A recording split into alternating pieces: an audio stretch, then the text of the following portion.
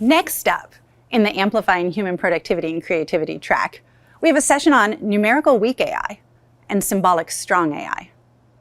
When we think about how AI works, it's typically in this bottoms-up manner where the system learns from a large amount of data and then tackles a given problem based on the statistical inferences that it can make from that data. But training data and feature selection are not how people express what they know. We have common sense and rules and ways of thinking about things formed over the course of our lives. Bringing this common sense knowledge into AI systems has the potential to change how we work with AI and to improve the quality of the underlying system. This session looks at how the integration of existing bottoms-up approaches and this top-down approach provided by human common sense is playing out in the field of robotics, where people and AI systems oftentimes are working in the same physical space. Professor Yasu Kuniyoshi, director of the AI Center of the University of Tokyo, will talk about the need for both approaches when it comes to AI. And Microsoft Senior Principal Research Manager, Katsu Ikuj, will present on the unconscious common sense involved with the physicality of AI systems and how they interact with the physical environment. Microsoft senior researcher, Jun Takamatsu, will conclude the session by speaking about the importance of symbolically formalizing common sense knowledge to better support human-machine collaboration. Okay, here's my title. Embodiment is a key to solving the problems with current AI. First, I talk about the problems I want to take up. So the first problem is well known. It's called data bias. It's very famous. If you search for grandma on the internet, it will give you such images. And you immediately notice that these most of the faces are from white Anglo-Saxon ladies. And this is certainly biased. And everybody knows that this is due to not the fault of the algorithm, but due to the inherent bias in the data. There are other problems pointed out in the legal scenes or in the ads, etc. The point is that these are, the important political correctness, which is a consensus of our society. It is not the world as is, but it is counterfactual concepts. It's not in the data. It is, how we want the world to be. So I think the solution to the problem is not in AI algorithms or data. Another important problem is called alignment. So let's take up an example from reinforcement learning, which maximizes reward by trial and error automatically. Now, there's a very famous faulty example in a video game of boat racing towards the goal. The reinforcement learning agent came up with a very strange solution where it earns points by going in circles, the boat going in circles and hitting around items and never reaching the goal. Now here again, there's no problem with the algorithm itself, but the AI found that this is the optimal solution to gaining more points. But certainly this is not what we want AI to do. So it is known as a reward design problem because correctly specifying the reward is a key to solving the problem. However, it is very, very difficult. Maybe you have to go ahead specifying exactly on what conditions and what states the reward should be, how much, etc. But this is, in a sense, it's a frame problem, but also it's telling the robot what to do in a micro scale. So I think to solve this problem, we would need some common sense in AI, or we want AI to understand the meaning of what it's doing. The third problem is again very famous, called symbol grounding. Now, let me raise a question. Can robots abide by the laws? So laws written in text, and AI or robot has to make sense out of it by relating the text to the real world actions, states, and predictions. Let's take an example. This is a very famous first law of robotics by Isaac Asimov. It says robot may not injure a human being or through inaction allow human being to come to harm. Now, when you think about how we can implement the system to abide by this law is very difficult. First, how a robot can make sense out of injure or harm. This can mean various things: physiological or mental or social, even social or professional harms. This is a simple grounding problem, and the robot has to deal with infinite variety of things. Sometimes invisible things like mental injury, etc. And this is context dependent, high level concepts. Well, humans, we can intuitively understand, when someone is injured or being harmed, because we have empathy, emotion. But how can we make AI agents to understand this? And also, it's this statements through inaction, which is again very difficult because it's an open-ended statement. And it also says may not or allow, which it doesn't specify directly what should a robot actually do. So this is kind of difficult and needs common sense to solve it. And moreover, it talks about what the agent thinks, or am I allowing me to do this? This is called metacognition, another important issue. Now, I claim here that embodiment can be actually a key to solving the problems. What is embodiment? Take a very simple example. Let's say if you randomly swing your arm. Now, your hand trajectory takes an infinite variety, right? So it's like data can have an infinite variety. But the distance between your shoulder and elbow is constant, always constant. So this is like a consistent constraint on hand trajectory without directly specifying it. So this is the important structure. Embodiment imposes consistent constraints on and orthogonal to the open-ended interaction dynamics, which is bodily movements, sensor data, or sensory motor dynamics. And I think this is a key to solving the problems with AI, because this imposes desired consistent constraints regardless of individual data. So remember the bias problem. We want, the AI systems to, whatever data comes in, it should always respect a particular, constraint. Regarding alignment problem or common sense. So because we share similar embodiment with other, people, we sort of share common constraints. So, and if we give similar embodiment to robots, the robots will also share the common constraints with us. So this can be a key to alignment problem.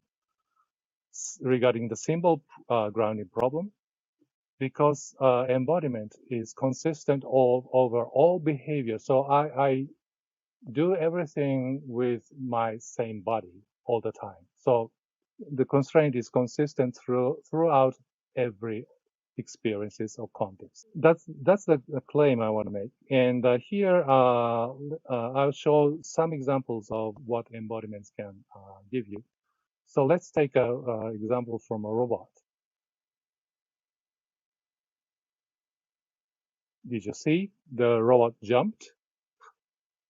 And in a slow motion, it shows a quite natural animal-like motion. However, I didn't program the robot to take a particular movement. Actually, what we did is this robot is driven by air muscles, like depicted here. And what we did is to start all the actuators at once. So maximum force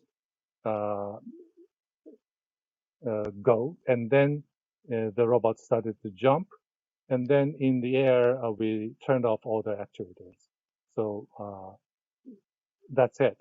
So there's no precise specification of the trajectory or the movement of the legs, but because all the reactions between body parts and also due to this particular body structures using biarticular muscles, the muscles pulling two joints together, which is typical with animal musculoskeletal system, this natural motion results.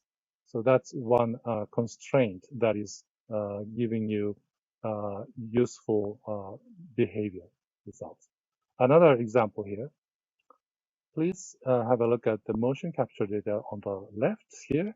It's a human doing a particular movement, and the guy was lying flat on the floor, and then swing up the legs, and then swing down, and in one action he rises up on the feet. Now we analyzed this movement, the motion capture data, and discovered that actually this is a graph from 10 trials in different colors. You immediately see that at particular phase, the data converges pretty precisely, but at certain point, the data diverges, so takes different trajectory all the time. Now, after analysis, what we understood is that in this particular action, so here's the initial stage, lying flat on the floor, swing up the legs, swing down, roll on hip, and then hit the feet and rising up. Throughout this action, there's a particular point which is extremely critical. So here, when you hit the ground with the feet, at that instant, you have to take a very specific posture. You have to be very precise. But in the rest of the task, you can relax, and then you have a big margin on the moving, your posture. So this means that throughout this task, there's a particular sparse point that is really important. We named this as neck. So this is very interesting. So when you normally drive the robot, you assume a constant error, and always try to minimize the error throughout the task. But here, what it says that you should focus on this particular point, which is very important.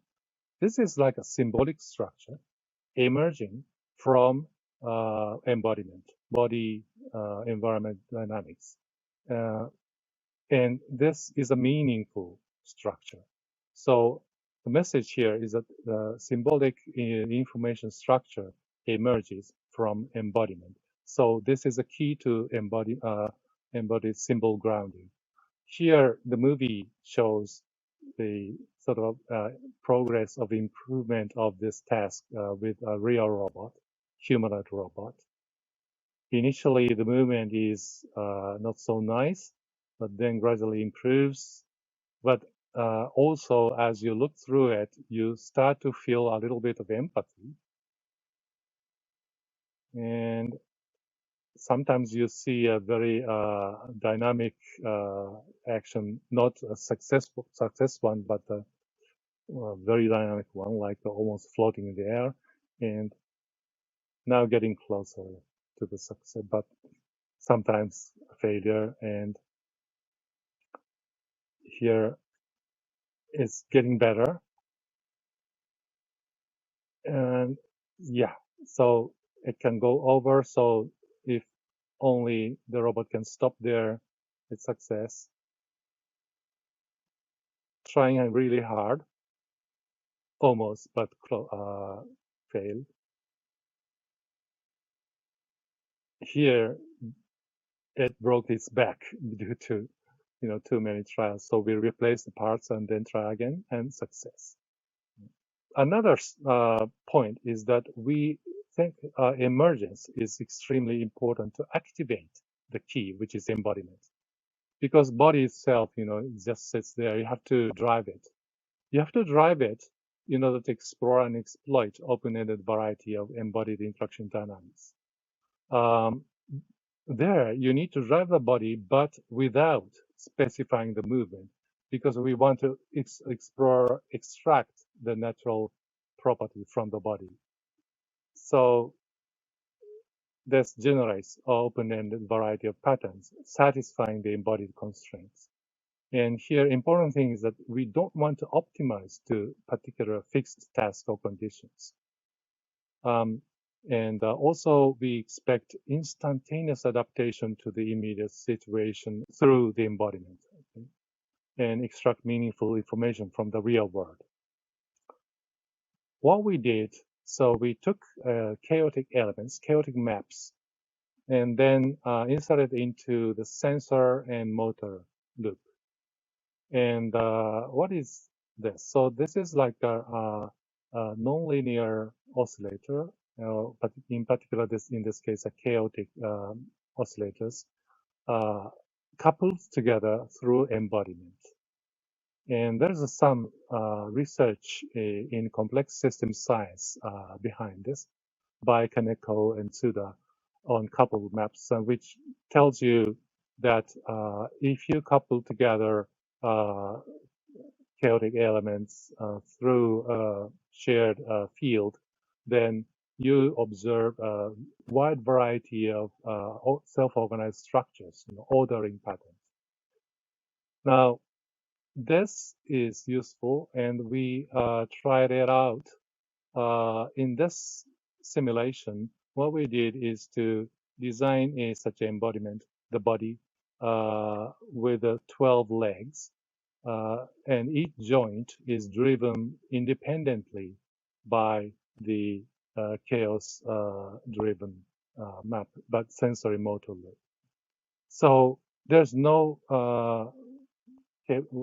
circuit or program that tells the phase relationship between the legs. So the legs just each leg move just independently, but interact through the body. Now, what you see is in a few seconds after start, the legs take a particular gait pattern. So self-organized gait pattern, and then the robot starts to travel in certain directions. So emergent coordination. And even you observe adaptation capability. So you see here the robot hits the wall now, and the robot legs goes through some random phase, but then quickly self-organize in a different way to travel to another direction.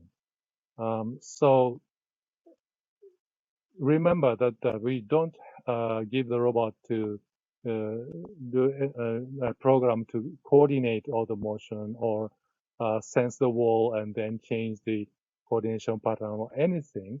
It's just the result of nonlinear dynamics interacting to each other through shared embodiment. and interact with the environment. Okay. Now, so integrating these ideas in a human embodiment and put it in the context of development, what we've been doing is this. So this is a symbolic slide.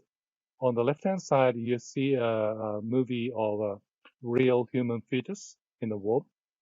And on the right-hand side is our simulated fetus in a simulated uterus with liquid here. Okay. So what we did is to, in collaboration with medical doctors, we took precise data of body, muscles and skeletons, and build an accurate model of the human fetus body. And also took brain data and then built a whole brain model. And in the spinal cord circuit model, we implement here what is equivalent to what you saw before in emergent behavior. Here you see a neural oscillator, and these drive the muscles, and the muscles, this dynamics interact with each other through the shared body, and the behavior emerges. And in the brain model, we implement a neural circuit with plasticity, synaptic plasticity, which means it learns.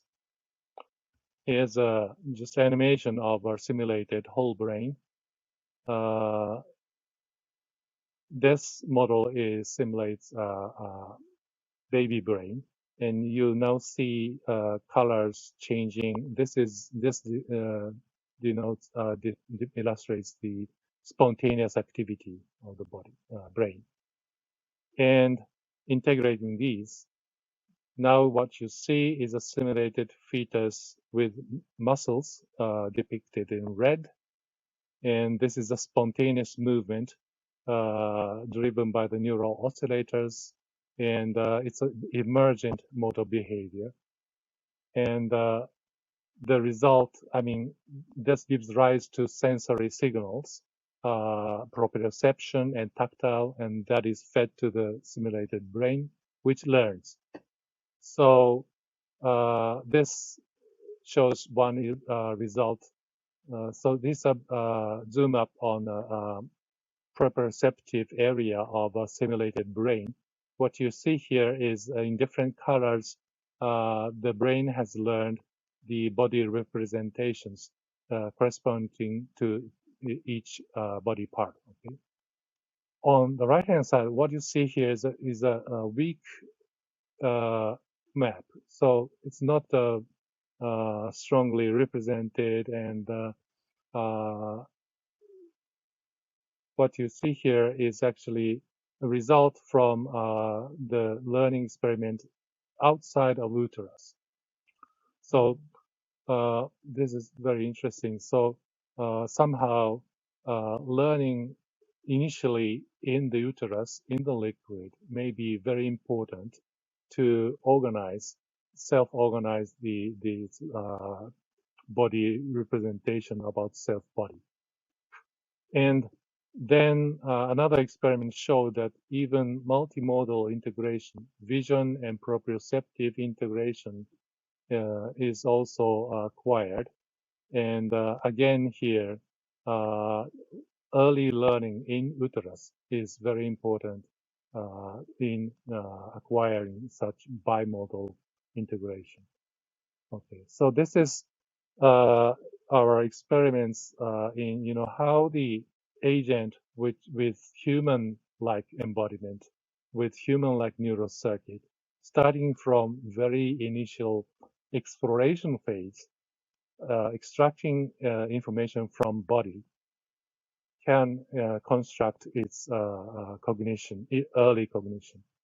Now, it's just acquired body map, but lots of research in cognitive science shows that it's a very important landmark, and which is a key to further, higher cognition. So we believe that we continue exploring in this direction, we can reach and discover how human-like mind can emerge from starting from embodiment. Also, we are investigating the emotional system with physiological processes. These body, particularly this is cardiovascular system interacting with nervous system. And this, we believe that this is important in providing meaning, or in other words, symbol grounding to the cognitive processes. Finally, let me show you some example of our baby robot with whole body embodiment, and it has a skin with sensors, so it can feel what is touching, and it can see and hear. So interacting with objects and humans in a realistic environment, and this experiment will lead to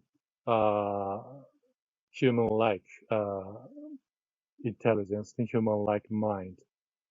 So as a summary, I pointed out some problems with deep learning, these problems, and what is embodiment and why it is a key to the problem. And these 3 points were important: constraints and emergence and meanings. And my scenario is through emergence and development to fully realize the nature of embodied intelligence. Okay, that's it for my talk. And up next, Katsu Ikeuchi will talk on robotic common sense. Okay, today I'm talking about common sense and how that common sense will be utilized in our learning from observations. We have been developing a learning from observation system. Here, human teacher demonstrates a robot how to conduct tasks. Robot learn by observing teachers using top-down knowledge. The key point is not direct mimicking like imitation learning. We design key representation symbolically by analyzing human common sense in top-down manner. And then the system encodes human demonstration into those symbolic representations and decodes them upon each robot hardware. By doing this indirect mimicking, the system can overcome physical and dynamical difference between human and robot. One of the main issues in this paradigm is from where we can obtain such key representations. One approach is a popular bottom-up to learn everything from scratch using large data. However, it requires million times trial, and in particular, it is difficult in applying this bottom-up method to real robots. Such method may also end up a Terminator-type robot, which aims to replace human because it does not have any human control in learning. Our approach is a top-down. Using robotics research as well as human common sense, we design the representations. It only requires small data to learn. Moreover, this method always puts the robot under human control. We can design Doraemon-type cooperative robot to aim coexistence with human. When we apply this learning from observation to home environment, challenge arise. In particular, the biggest one is a cluttered environment. Our learning from observation robot must work in the cluttered environment to handle wide variety of objects that vary with each other. Therefore, the system needs to know which object, relation, and motions are important for recognized performing tasks. The system is required to have focus of attention for proper understanding guided by the common sense. The common sense required here is categorized into 3 classes: environmental body, body tool, and tool environment. Environment body common sense, what kind of poses should be taken towards the environment. Body tool common sense, what kind of glass should be employed. Tool environment common sense, what kind of motion should occur between the target and the environment. When performing task sequence, humans implicitly take optimal poses towards the environment. Body environment common sense. For the robot, especially recent humanoid robot, several different poses are possible to perform the same task due to their redundant degrees of freedom. However, we prefer the similar poses to human because similar poses are expected by the surrounding people and the robot will have the fewer accidents among the expected poses. Secondly, and more importantly, the human poses are often optimized for the task sequence. For example, after opening the door, next task is to pick up an object inside the fridge. For this again, the similar poses are better. Detailed poses at each sampling timings are not necessary. Only the essential poses are necessary to record. We will use Labanotation to describe such essential poses developed in dance community to record and reconstruct human dance. Labanotation consists of digitization in two aspects. One is temporal digitization along the human perception. It is known that human is not looking at all the motion, rather they only watch poses at certain time. These certain times are believed to correspond to a brief stop in human poses. Labanotation only records poses at this timing. The second aspect is spatial digitization. Labanotation digitizes azimuth direction in 8 directions and zenith direction in 5 directions.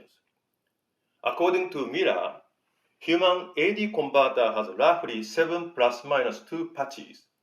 Thus, the spatial digitization of Labanotation is also in line with human perception. We have developed Laban suite to obtain Labanotation from input video. Laban suite detects key poses from input videos and generates Labanotation at each key pose. This slide shows an example of application of Labanotation to cooking motion analysis. This is an input image sequence to Laban suite. 0.55 and 1.8 are detected as a timing to record those key poses by Laban suite. In fact, it corresponds to pick and place. Labanotation are generated at these timings.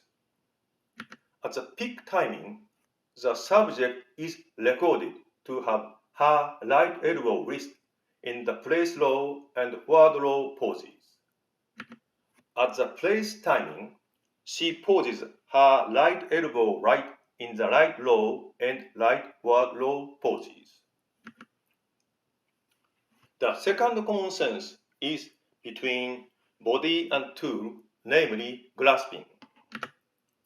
Even though we are grasping the same object, a pen, the grasp strategy changes depending on the purpose of the task. For example, when applying force, we use a power grasp. For precise pointing, a precision grasp is utilized. And for versatility, an intermediate grasp is utilized. For representing this relation, grasp taxonomies have been proposed in robotics community. For example, Felix proposes this taxonomy, which contains 34 different grasp types. We can set up a recognition pipeline. An input scene is given to the pipeline consisting of CNN and affordance analysis. then this input is recognized as one glass type in the taxonomies. The third common sense is between the tool and the environment. Manipulation task is defined as an action to cause the transition of contact state. The pickup manipulation task is defined as an action to break the face contact of the object against the environment. In this example, cup against the table. Here, before the pickup, the cup has a face contact to the table, and after the pickup, face contact is broken. This face contact transition is defined as one task, here pickup. For each face contact is characterized by using movable direction of the object. For example, the cup's movable direction are upward. Here, the surface normal of the table is denoted as n, and x depicts one movable direction of the object. Due to the table surface, movable directions are represented as n dot x is greater than or equal 0, namely northern direction, upper direction. Those movable directions are represented as a point on the hemisphere of the Gaussian sphere. In this example, northern hemisphere of the Gaussian sphere is movable directions. In general case, since each constraint surface provides one inequality, movable directions are represented as the solution area of simultaneous linear inequalities given by those constraint surfaces.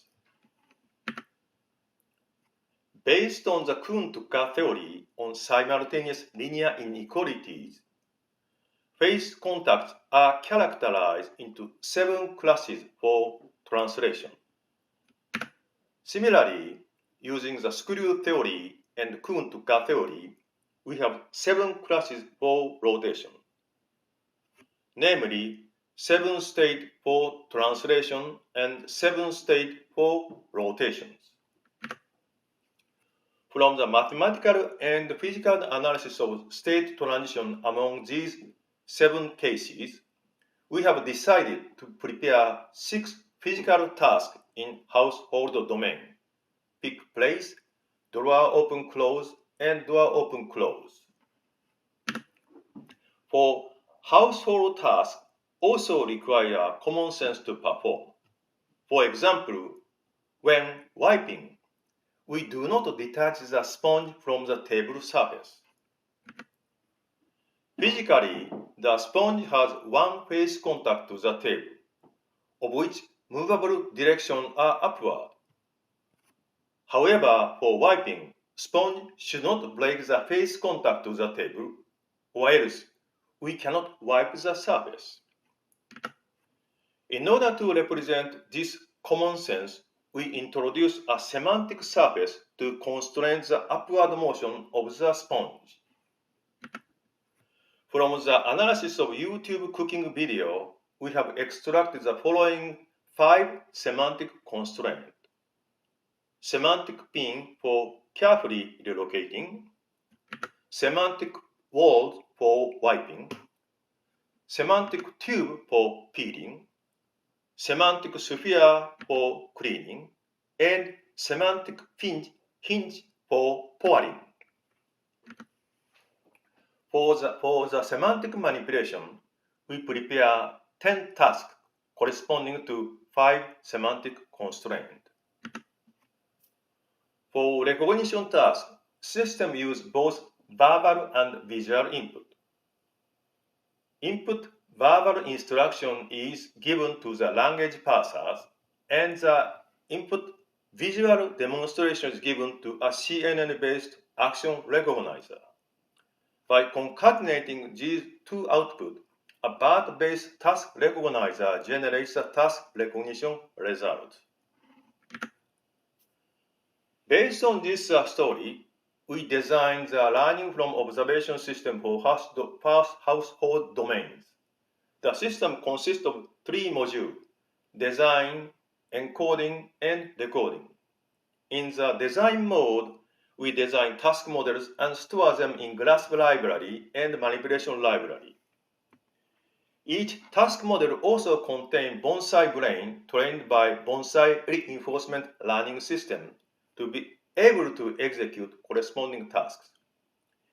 In the encoding mode, system recognize human grasp and manipulation tasks using the library and then retrieve corresponding task model from the libraries.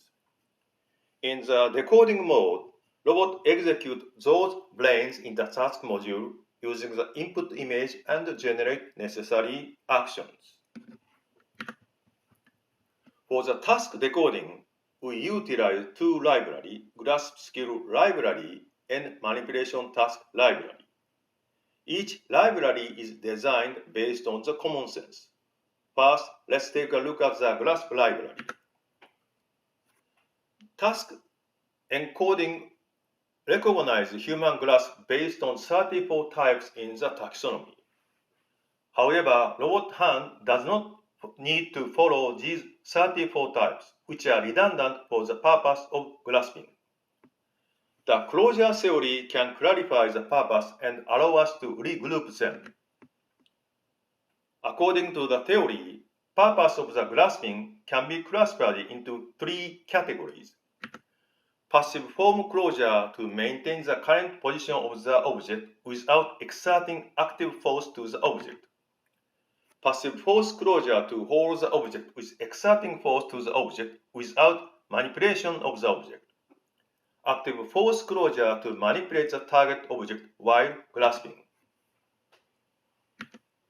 Thus, we can group those 34 types into three groups and prepare three contact waves which will be used to represent body tool common sense. Namely, first, recognize human grasp using the taxonomy and map those recognized type into one of the three contact waves to be executed by the robot hand. We design grasp skill pipeline based on contact waves. Because the position of the target object is different between encoding and decoding, we prepare visual CNN to output the contact wave location with respect to the depth image. We also prepare bonsai brain trained by using bonsai reinforcement learning system to perform grasp based on the contact wave. We design loose connection between encoding and decoding. Grasp recognition in encoding mode activates one of the pipeline, which has its own CNN-based web localizer and the bonsai brain to execute. Bonsai reinforcement learning system performs training of bonsai brain using the following setup. Contact wave locations are given as hint parameters to the bonsai. Observable states are finger position as well as force feedback. Reward parameter is whether the next pick task is successful or not. This is a grasp example using the bonsai brain trained to perform the passive force contact wave and active force contact wave from RGB image. We will also prepare a collection of manipulation skills using bonsai reinforcement learning system. Each brain is trained with a reward function defined with a physical constraint. For example, to the drawer opening skill, hint information is initial drawing direction given from demonstration. Observable states include current finger positions and force feedback from the environment.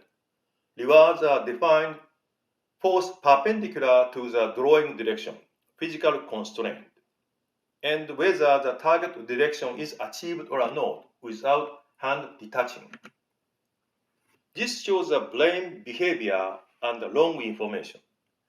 The initial drawing direction given by vision system is wrong, so the vertical force gradually increases at around step 4. The brain adjusts the drawing direction to decrease the force. Next, let's take a look at the execution of environment body common sense given by Labanotation. The whole body motion should be based on the human poses represented using the Labanotation from demonstration, while bonsai grasp brain controls the hand motion. Thus, we encounter the dual goal challenge. Fortunately, there is a finding that upper-lower arm motion can be configured independently from the hand configuration, and we also assume that humanoid robot to perform has enough degrees of freedom. Thus, we will divide the role of body into three parts. The hand configuration is controlled by bonsai, while using the finding, apply lower upper arm configuration based on Labanotation from the demonstration. Wrist leg configuration are decided properly by considering shoulder positions. Let's take a look at the system. The system runs encoding and decoding. In encoding, human demonstrate is encoded in task model. Corresponding brain are retrieved from the library. Then, in decoding, those brains are executed sequentially with visual and force feedback. Here, human utilizing passive force closure to grasp the object. Thus, the robot follows the same grasping. In this case, human utilize active force closure and then robot follow it. This work can be done by our team, not only myself but also Jun Takamatsu, Kazu Sasabuchi, and Naoki Wake, and Daichi Sato. And today I overview our learning from observation system designed based on top-down knowledge with bottom-up based submodules. I focus three common sense: environment body, body tool, and tool environment. We utilize Labanotation, contact web, and physical and semantic constraint. The learning from observation system realize task encoding and decoding through reusable grasp skill and manipulation skill library with role division algorithms. Thank you very much. This is Jun Takamatsu. I would like to conclude this session. The purpose of this session is to recognize the importance of combining the bottom-up approach, such as deep learning and deep reinforcement learning, and top-down approach, such as symbols grinding. In human coexistence scenarios, AI systems need to have the human common sense to behave human-friendly. Professor Kuniyoshi pointed out the difficulty of reward design in reinforcement learning and the importance of symbolic grounding to solve the difficulty. Of course, inverse reinforcement learning is one of the solutions for reward design, but symbol grounding may solve data bias issue. He also pointed out the importance of embodiment. Through the embodiment, our human beings acquire state and symbols. In that sense, our human beings may be a kind of AI systems that have bottom-up and top-down approaches. From the presentation of Professor Ikeuchi, we learned human common sense can be easily represented symbolically. Training recent AI systems need a large number of training data, but symbolic representation is easy to teach. Therefore, we can reduce the burden of training AI. He introduced the methods to represent three types of common senses. I hope that the design procedures help you construct the AI systems. Thank you very much for attending this session.